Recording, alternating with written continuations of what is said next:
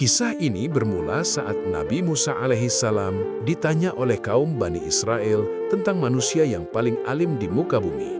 Dijawab oleh Nabi Musa, "Tidak ada lagi yang paling alim di muka bumi selain aku."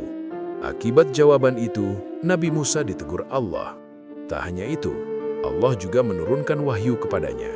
"Sesungguhnya, aku memiliki seorang hamba di pertemuan dua samudra yang lebih alim darimu." Nabi Musa menjadi penasaran. "Wahai Tuhanku, bagaimana aku bisa bertemu dengannya?" Allah menjelaskan, "Bawalah olehmu seekor ikan, lalu simpan dalam keranjang. Di mana ikan itu menghilang, di sanalah hamba itu berada." Hamba dimaksud tak lain adalah Nabi Khidir alaihissalam. Singkatnya kisah, Nabi Musa mengambil seekor ikan lalu memasukkannya ke dalam keranjang. Setelah itu, dirinya berangkat ditemani seorang pemuda muridnya yang bernama Yusha ibn Nun. Tibalah keduanya di sebuah batu besar. Tetapi, bermaksud untuk merebahkan kepala sejenak, keduanya justru tertidur. Sementara ikan yang ada dalam keranjang mulai meronta, hingga akhirnya keluar dan terjatuh ke lautan. Ketika Nabi Musa terbangun, muridnya lupa mengabarkan kepadanya tentang keberadaan ikan. Keduanya justru melanjutkan perjalanannya selama sehari semalam. Keesokan harinya, Musa baru berkata kepada muridnya, "Bawalah kemari makanan kita. Sesungguhnya kita telah merasa letih karena perjalanan kita ini." Semula memang Nabi Musa seperti yang tidak mendapati rasa letih, hingga tibalah di tempat yang diperintahkan Allah dan bertanya demikian. Muridnya lantas menjawab, "Tahukah engkau, tatkala kita mencari tempat berlindung di batu tadi, sesungguhnya aku lupa bercerita tentang ikan itu, dan tidak ada yang melupakanku kecuali setan. Dan ikan itu mengambil jalannya ke laut dengan cara yang sangat aneh." Benar sekali, ikan itu mengambil jalannya di laut, sehingga Musa dan muridnya pun terheran-heran. Musa kembali berkata, "Itulah tempat yang kita cari."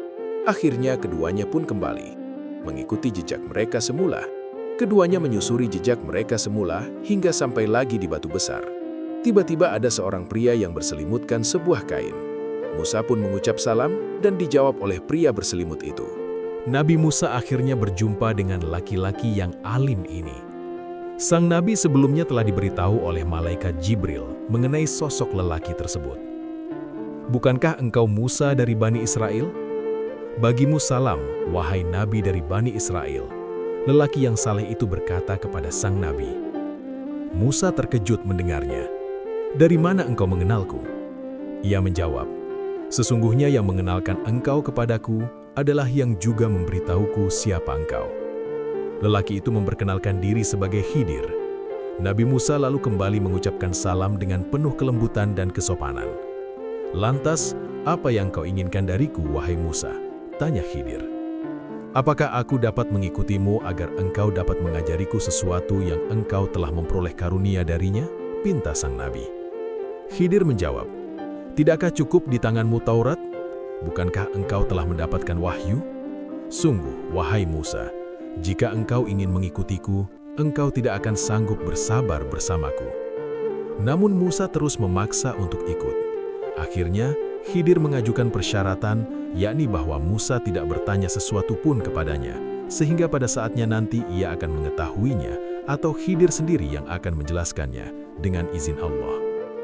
Dia berkata, "Jika engkau mengikutiku, maka janganlah engkau menanyakan kepadaku tentang sesuatu apapun, sampai aku menerangkannya kepadamu." Quran Surat Al-Kahfi ayat 70. Setelah persyaratan disepakati, akhirnya Musa pergi bersama Khidir. Mereka berjalan di tepi laut. Kemudian terdapat perahu yang berlayar, lalu mereka berbicara dengan orang-orang yang ada di sana agar mau mengangkut mereka. Para pemilik perahu mengenal Khidir. Lalu mereka pun membawanya beserta Musa tanpa meminta upah sedikit pun kepadanya. Ini sebagai bentuk penghormatan kepada Khidir. Namun Musa dibuat terkejut. Ketika perahu itu berlabuh dan ditinggalkan oleh para pemiliknya, Khidir melubangi perahu itu. Ia mencabut papan demi papan dari perahu itu, lalu ia melemparkannya ke laut, sehingga papan-papan itu dibawa ombak ke tempat yang jauh. Musa menyertai Khidir dan melihat tindakannya, dan kemudian ia berpikir. Musa berkata kepada dirinya sendiri, "Apa yang aku lakukan di sini? Mengapa aku berada di tempat ini dan menemani laki-laki ini? mengapa aku tidak tinggal bersama Bani Israel dan membacakan kitab Allah Subhanahu wa Ta'ala sehingga mereka taat kepadaku? Sungguh, para pemilik perahu ini telah mengangkut kami tanpa meminta upah sedikit pun. Mereka pun memuliakan kami, tetapi guruku justru merusak perahu itu dan melubanginya. Tindakan Khidir di mata Musa adalah tindakan yang tercela. Dia terdorong untuk bertanya kepada gurunya, dan dia lupa tentang syarat yang telah diajukannya agar dia tidak bertanya apapun yang terjadi. Musa berkata, "Apakah engkau melubanginya agar para penumpangnya tenggelam? Sungguh, engkau telah melakukan sesuatu yang tercela," kata Musa. Mendengar pertanyaan lugas Musa, Khidir menoleh kepadanya dan menunjukkan bahwa usaha Musa untuk belajar darinya menjadi sia-sia karena Musa tidak mampu lagi bersabar. Akhirnya, Musa meminta maaf kepada Khidir karena ia lupa dan mengharap kepadanya agar tidak menghukumnya.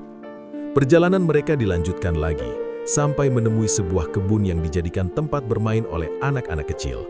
Ketika anak-anak kecil itu sudah letih bermain, salah seorang mereka tampak bersandar di suatu pohon dan rasa kantuk telah menguasainya. Tiba-tiba, Musa dibuat terkejut ketika melihat apa yang Khidir lakukan. Khidir membunuh anak kecil yang sedang tidur itu. Musa lagi-lagi kesal dan lupa atas kesepakatannya karena bertanya mengapa dia membunuh anak laki-laki yang tidak berdosa itu. Khidir kembali mengingatkan Musa bahwa ia tidak akan sanggup bersabar bersamanya. Musa lagi-lagi meminta maaf kepadanya karena selalu berkomentar atas apa yang dilakukannya. Kali ini, Musa berjanji tidak akan bertanya lagi. Dalam hatinya, Musa berkata, "Ini adalah kesempatan terakhirku untuk menemanimu." Perjalanan mereka berakhir di suatu desa, di mana di desa itu warganya sangat bakhil, karena tidak ada satupun warga yang memberikan tempat penginapan sekaligus memberikannya makanan. Namun lagi-lagi dia terkejut ketika melihat gurunya Khidir. Pada malam hari, dia membangun rumah di desa itu. Padahal, mereka itu tidak menerima kebaikan dari warga desa itu. Bagi Musa, desa yang bakhil itu seharusnya tidak layak dibantu. Musa berkata, "Seandainya engkau mau, engkau dapat mendapat upah atas pembangunan bangunan itu." Mendengar perkataan Musa itu, Khidir berkata kepadanya, "Ini adalah batas perpisahan antara dirimu dan diriku." Khidir mengingatkan Musa tentang pertanyaan yang seharusnya tidak dilontarkan, dan dia mengingatkan bahwa pertanyaan ketiga adalah akhir dari pertemuan. Disitulah Nabi Khidir menceritakan semua yang dilakukan, yang bertolak belakang dengan Musa. Penjelasan Nabi Khidir itu membongkar kesamaran dan kebingungan yang dihadapi Musa. "Aku akan memberitahukan kepadamu tujuan perbuatan-perbuatan yang kamu tidak dapat sabar terhadapnya. Adapun perahu itu adalah kepunyaan orang-orang miskin yang bekerja di laut, dan aku bertujuan merusakkan bahtera itu, karena di hadapan mereka ada seorang raja yang merampas tiap-tiap bahtera. Dan adapun anak itu, maka kedua orang tuanya adalah orang-orang mukmin, dan aku khawatir bahwa dia akan mendorong kedua orang tuanya itu kepada kesesatan dan kekafiran. Dan aku berdoa supaya Tuhan mereka mengganti dengan anak yang lebih baik kesuciannya dari anaknya itu, dan lebih dalam dari kasih sayangnya kepada ibu dan bapaknya." Adapun penjelasan tentang Khidir membangun rumah di suatu desa, itu karena rumah itu adalah kepunyaan anak yatim, yang di bawahnya ada harta benda simpanan bagi mereka berdua, sedangkan ayahnya seorang yang saleh. Maka Tuhanmu menghendaki supaya mereka sampai kepada kedewasaannya dan mengeluarkan simpanannya itu sebagai rahmat dari Tuhanmu. Dan aku berbuat semua itu bukan menurut kemauanku sendiri. Itulah keterangan perbuatan-perbuatan yang engkau tidak sabar terhadapnya.